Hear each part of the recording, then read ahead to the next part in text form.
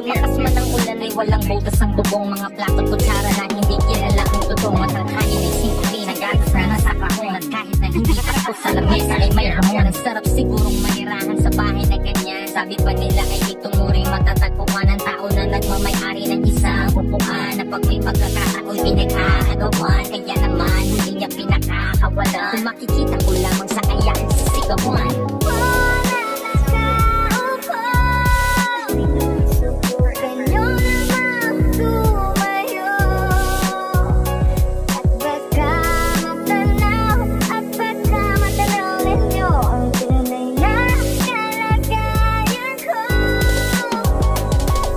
Bakit ba?